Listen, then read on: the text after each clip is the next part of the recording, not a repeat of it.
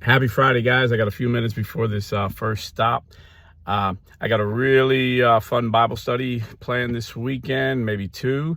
Um, and I love Catholic apologetics, and in this book we'll be studying. I mean, there's not like any big doctrinal difference between us and our Protestant brothers and sisters, but I'm just going to show you how it's the Bible. If you read the Bible exegetically, that is, take out the meaning of the Bible, not eisegesically, putting your meaning in it, like, come in there with a preconceived notion and then saying, oh, this means this. If you read it exegetically, it's so Catholic. And this book, started reading the Bible 40 years ago in Navy boot camp. And I probably read this book over 100 times, probably my favorite book. And the more I read it, the more Catholic I see, just like the entire Bible, every 73 books in the Bible. So if you're interested in Bible studies, check it out. Lord willing, I'll do it tomorrow. We're going to go verse by verse, so it may take 2 days to get through the book. It's a small book, so tune in for that if you like the Catholic apologetics here.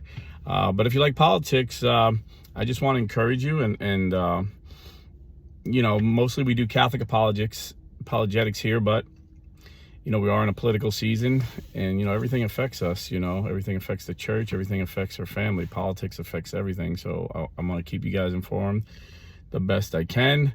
And a lot of you guys are nervous, feeling like we're going to lose this because Trump had such a bad debate. But I'm here to tell you, Trump always has bad debates. I've been a political nerd since I'm a teenager. And although I believe President Trump was the best president in my lifetime for America and for the church, I also believe he's the worst debater I've ever seen in presidential debates. But that doesn't mean much, because the polls show he got killed by Hillary. They had 3 debates, and every poll show he was beaten the same amount of margin people think Kamala beat him. And the best debater, in my opinion, was Mitt Romney, and he would have been a lousy president compared to Trump. He would have been better than Obama, but he wouldn't have been Trump or Reagan, And even George Bush was never really a good debater. Reagan was a good debater, but he had his moments. He wasn't always on point. Romney was always on point, polished politician. Clinton, even though he wasn't a great president, he got better once Newt Gingrich and the Republicans took over the House for the first time in 40 years and forced him to sign a balanced budget that he vetoed. But he was a great debater. So debates, don't mean much. Kamala locked herself up for 5 days. She had all her Hollywood actresses and actor friends come in and train her how to act. I mean, she put on a fabulous performance. It was a great performance, I have to admit. And, the executive president of ABC, Dana Walden, been her best friend literally best friend for like 30 years.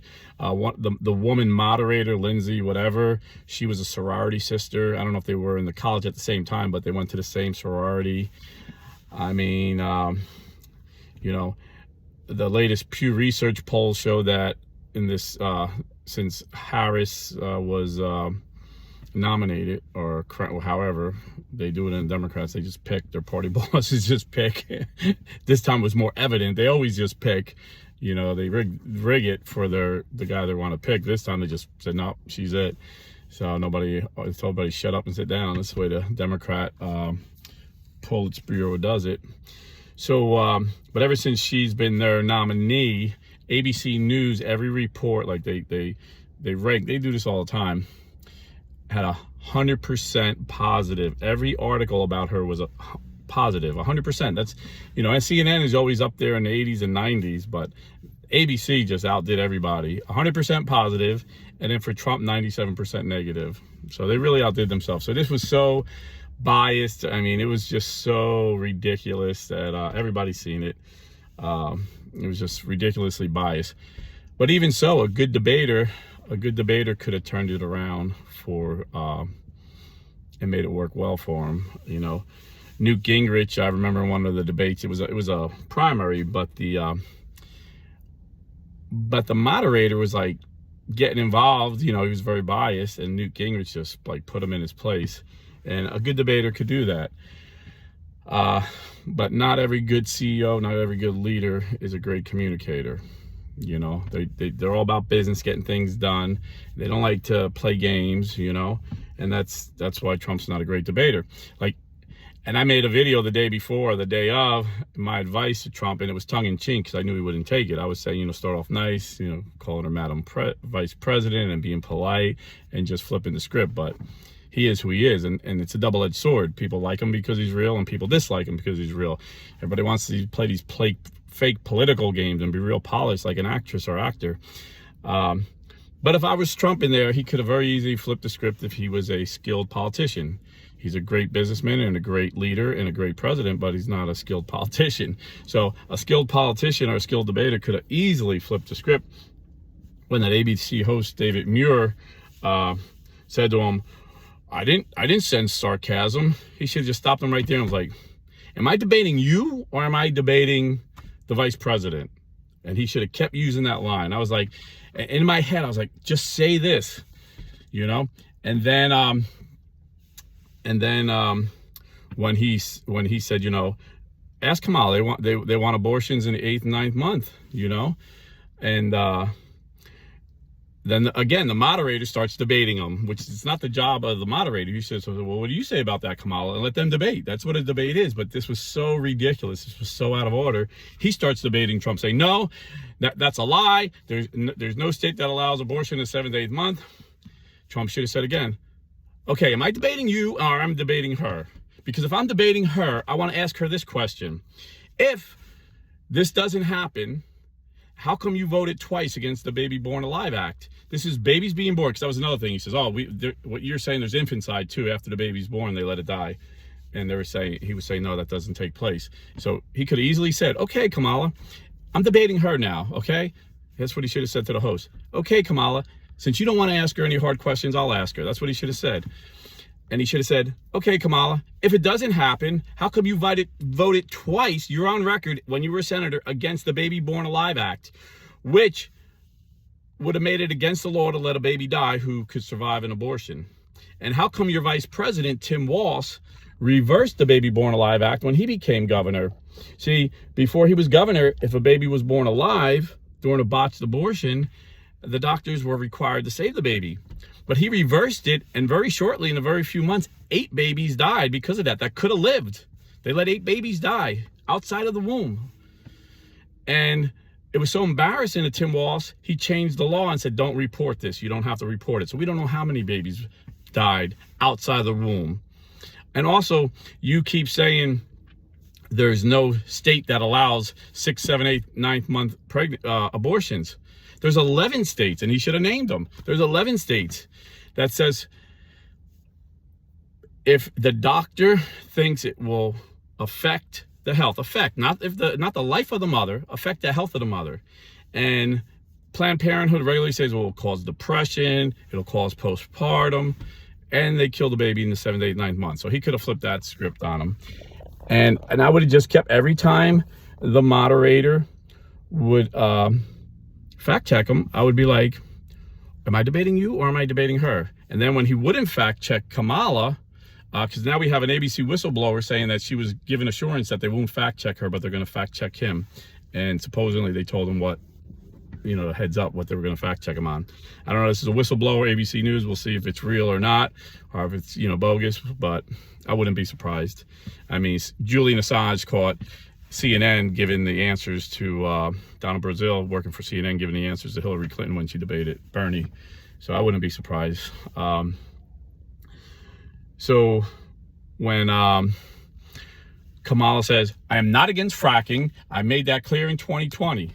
I would have looked at him and said, well, are you going to fact check her or do I got to fact check her? Because CNN just fact checked her last week on this and said it was false. CNN pulled up the clip that she referred to. It was in a debate with Mike Pence, and she said, I am against fracking, but Joe Biden is not, and Joe Biden will be president. So she didn't say she was against, she said Joe Biden. And when she was running for president, she said she was absolutely against fracking. She was absolutely for a ban in fracking. The only time she changed was a few weeks ago when she seen that was hurting her in the polls in Pennsylvania. If I was Trump, I would have said that. And then instead of, talking about the immigrants eating animals, and you can't prove that, I've seen a lot of people say that it's happening. But if you can't prove something with evidence, don't throw that out there, because then they're not going to believe anything you say about the immigrants. He should have gave him a fact that Biden's administration has recently said there's 300,000 children missing, migrant children they let across the border because they don't vet them. They just say, yeah, we're going to send them to a family member. And it's a cartel sending them to sex traffickers, selling these children. And we know this as a fact. FBI says 95% of these kids are probably being trafficked for sex. This is disgusting. That's what he should have said. When talking about the migrants. That's what he should have said. And he should have talked about the government paying, like sending planes to Haiti, Venezuela, Nicaragua. Our government paying, we're paying for a plane to go here to get these illegal immigrants to come in. And then because we're paying for it, we're saying they're not illegal, even though they didn't go through the proper procedures. We're not counting them as illegal. So they can say illegal immigration has been down in the last 6 months because now they know it's an issue for politics. And, we want to help everybody, but there has to be a process that makes sense. They flew 20,000 into this town that they're saying they're eating the animals, but I'm hearing that these are hardworking Haitians and they took a lot of good jobs. So people are getting evicted from their homes because it's a poor area. There's a lot of Section 8 homes, Section 8 is when you say, okay, I'll charge a lesser amount of rent, and the government will pay it. So the benefit is they give you tax breaks too, and the other benefit is it's guaranteed rent. But because these Haitians got these good factory jobs they took from the guys that live in Ohio, they're making good money. They're hard work. Like I said, they're hardworking men. These guys ain't eating pets. I guarantee you, they're eating steak. A lot of these apartments stopped doing Section 8, evicted the people, and rented to the Haitians. So now there's a housing crisis. Now there's a lot of Ohioans that were born and raised in Ohio that are homeless. So, he should have stuck with the facts. I mean, maybe people are eating pets, maybe they're not. I mean, in poor countries that, they do eat pets because they're starving. So, and then there's people claiming it. It's not like nobody's claiming it. It's just nobody's got a video of a guy eating a cat, So, and of course the politicians don't want to say they're eating cats in my town. So they're like, no, we have no evidence of this. So that's how I would have flipped the script. And every time Kamala lied, like she says, oh, he's going to implement 2025 plan. He should have said this. Are you going to fact check her, or do I got to fact check her? Every time she lied, and I counted 21 before I stopped counting, but I heard a guy on the radio say he counted 29. Every one of them, I would have said, are you going to fact check her? And then he should have fact checked her. 2025, he's like, I don't even listen to my campaign managers. They told me to come up here and be nice. And everybody would have laughed. It would have been a good laugh line. You think I'm going to read a book by people I don't even know? 900. Look, this is me. You think I'm going to read a 900-page book and follow instructions from people I don't even know? Come on. And that would have been a good laugh line. And then he could have said, yes, and CNN fact checked it and came up, that's a false line. And CNN is no fan of Donald Trump. And it was just like lie after lie after lie, Kamala. And Kamala's saying he's lying, but it's what ABC believes is true and what he believes is true. It wasn't a lie because he could show him, like I said, with the abortion thing. And this is why it's so important. And he could have stuck on the abortion issue a little longer. He could have said, listen, Kamala Harris voted twice against the Baby Born Alive Act. This is so horrendous that even in liberal Illinois, they voted a ban. It was 99-1 after a nurse came up and said that a baby, 6-month baby was aborted, or 7-month baby was aborted. And she heard it crying in the little garbage pail. And she picked it up and told the doctor, hey, this baby survived. He says, well, there's nothing I can do. It was marked for abortion. She said, I think it could live. He's like, no, it was marked. They paid for an abortion. I can't let it live. This is a true story. And this nurse went before the Illinois State Senate, told the story. And it was so heartbreaking that even though the majority of the state Senate in Illinois was Democrat, they voted 99-1 to pass the Baby Born Alive Act, saying if a baby's born alive in a botched abortion, the doctor's got to try and save its life. The only one no vote was Barack Obama when he was the state senator, because he was bought and paid for by Planned Parenthood. And if you don't know Planned Parenthood's history, I'm going to give you a brief history of it. It was started by Margaret Sanger. Margaret Sanger was a racist and a eugenist. She was a Nazi. In fact, she would give, she actually said on Chris Wallace's dad, 60 Minutes show, that she admired the Nazis' program of eugenics. She would like to use it here for the Negroes. She said her greatest fans was the KKK. She would speak at KKK rallies, and she said the Negro race are like weeds. We need to exterminate them. So I'm going to start sterilization clinics, and I'm going to put them in poor black neighborhoods. And today, Planned Parenthood mostly is in poor black neighborhoods. But she also said this: this is her on record saying, we need to get a couple colored people, that's what she called them, a couple colored leaders, maybe ministers or politicians, to convince black people the best thing they can do for their race is to kill their baby. This is why you have traitors like Barack Obama and Al Sharpton telling, getting paid off millions of dollars. Their campaigns get millions from Planned Parenthood. And did Planned Parenthood's plan work? Well, in New York City, every year more black babies are aborted than born, even though black women make up like 8% of the population in America. 50% of abortions are by black women, because they have their leaders convincing them that this is good, and their race is in decline. They should be growing in population. Actually, Margaret Sanger is actually exterminating them through her plan. So this is why, I have a really close friend who happens to be black, and he says he don't know any black man voting for Harris. And I can verify this. I told you when I worked for the ice company, I was the only white employee, and all young men, all voting for Trump. They all love Trump. So this is huge, So, I mean, if he gets double, they're saying he's going to get triple of the black vote. If he gets double of the black vote, he wins hands down. No Republicans ever gotten that much. And I asked my friend, I said, how come the black women aren't coming over to Trump? And he said straight up, women vote on emotion. Trump's comes across, harsh and not nice. And, the Democrats, they know how to talk, and, they patronize, and, women get fooled. Men are voting logically, and this is why I think most married women vote Republican, because they respect men enough to marry them, and so they respect their husband's opinion, and then they're open-minded, and they hear the arguments. And the only arguments that the Democrats have are feelings. It's all feelings. They have no arguments. They have no logical arguments, And I know there's a lot of single women there that are very smart and critical thinkers that are voting Republican too, but I'm saying in general, there's always a big gender gap with Republicans and Democrats.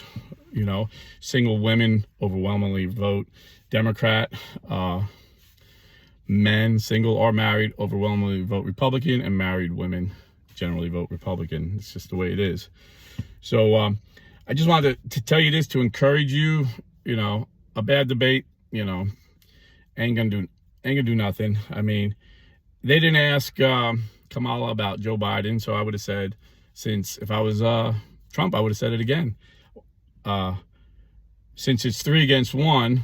And I'll put it out, since it's 3-1, I'm going to ask a question that you should ask. And they told them that they couldn't ask questions, but I would ask it anyway. What are you going to do? I would say, how come you lied to the American people? The day before the debate, you said Joe Biden was sharp as a whip. And the day after, you said he was sharp as a whip. He didn't do that bad.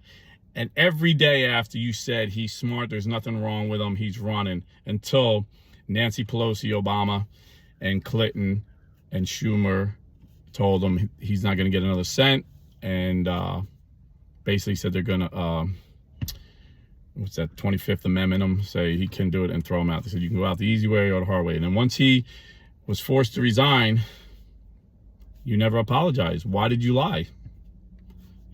She's a liar. And that would have proved everything else she's doing was just an act, a great performance.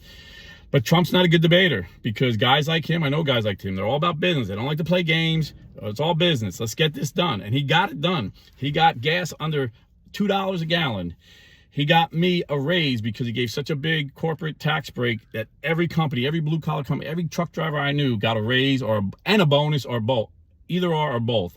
Most of us got raises and bonuses, and they said this is the reason. Hey, we want to pass on this tax break we got. And And then because he lowered the corporate tax break, all these companies overseas, under Obama, corporations in America were paying 38% taxes. In China, they were paying 28%. So they're like, wait, I can actually save money if I go to America. So he brought jobs back. So as blue collar guys, man, our wages rose. It was the first time in 30 years blue collar wages rose, and they rose 9%, and inflation was down. And he got Roe v. Wade overturned. He was a great president, most effective president in my lifetime with the most opposition, because he broke up the uniparty. He flipped the script. It was always a uniparty. And this is why Tulsi Gabbard, Democrat, RFK Jr., many Democrats are coming over, and they're not, the media's not talking about it. They want to talk about the uniparty neocons that switched to Kamala Harris. Everybody, all the Democrats used to point out that Dick Cheney, when he was vice president, made millions off the Iraq war with Halliburton. Liz Cheney too. Now they're heroes on the Democrat Party because they don't want to vote for Trump because he's busting up the uniparty. He's busting up all these people getting checks from China, legally through business. They're doing business, but once he starts hammering China with tariffs and lowering cost of business here, all those more Chinese jobs are going to come back. So he's just very effective. And, everybody's against him. Like I said, the Republican Party establishment is against him. Of course, the Democrats are against him, the media, the tech giants, and he still gets things done. And in spite of all that, he'll still win this time because even after the horrible debate performance he had the other night, they polled people and they said, what's the most important thing you're voting for? And economy won out by a huge margin. And they said, who's better for the economy, Trump or Harris? And Trump won by 25 points. This was a CNN poll. This was an NBC poll. So, a lot of people are in a bubble. They just hear their side. I purposely listen to everybody. And because there's more liberals out there, running the media, I watch more liberal shows. I'll probably watch 7 liberal news shows to every 3 conservative news shows I watch. And even Nate Silver, who came out publicly and said he was going to vote for Harris, says the odds of Trump winning are 60%. And he's usually pretty accurate for a Democrat. He's usually pretty accurate. I think he got Hillary and Trump wrong, but everybody got him wrong except Trafalgar. And because Trafalgar, they said what they do is they account for the Trump, what do they call it? The Trump phenomena. So most pollsters will poll likely voters. Well, did you vote in the last one? Trafalgar goes a little deeper. I don't know exactly their method, but they know a lot of Trump voters never vote, so they're not considered likely voters. Rasmussen is another one, very accurate. They call them a right-wing pollster, but because they poll more Republicans than the average one. So, but based on Trafalgar, Rasmussen, and Nate Silver, these are Democrat and Republicans, Trump is still winning solidly because it's not the popular vote, it's the states, and whoever wins Pennsylvania wins. I've been telling you that for months. And she ain't making no inroads in Pennsylvania. They're not stupid. They know she said she wants to ban fracking. And she could say that she's got a gun and Tim Walz has got a gun, but she was asked, and she's on record, on video, saying she will have mandatory buyback program when she's president to make people give their guns to the government. And she'll pay you for it, but it's going to be mandatory. Now she says she's against it, but the people of Pennsylvania, most people in Pennsylvania own guns, other than Philly and Pittsburgh. Pennsylvania's a redneck state, so she's not going to win Pennsylvania. I mean, watch. When Pennsylvania's called, then Trump won. I mean, when you see Georgia getting called for Trump, because these are the East Coast, so they'll be called first. You see Georgia getting called for Trump and North Carolina, he won. And then, once he wins Pennsylvania, you'll see the CNN anchors with tears in their eyes and the NBC anchors with tears in their eyes. So anyway, we're going to win. I'm confident. And if we don't win, it's not the end of the republic. It isn't. I know people think it is. It's not, because the way the Senate map is, Democrats have to defend 23 seats. I think the Republicans have to defend 3. So just based on the odds, Republicans are going to take the Senate. So that'll we're not going to die because we have one horrible president. She's going to try her best through executive orders, and she'll definitely hurt us. That's why we got, we really want Trump in. But it's not going to end the republic. We've had bad presidents in the past. It won't end the republic, because God has shed his grace on thee. God bless America, and stay Catholic.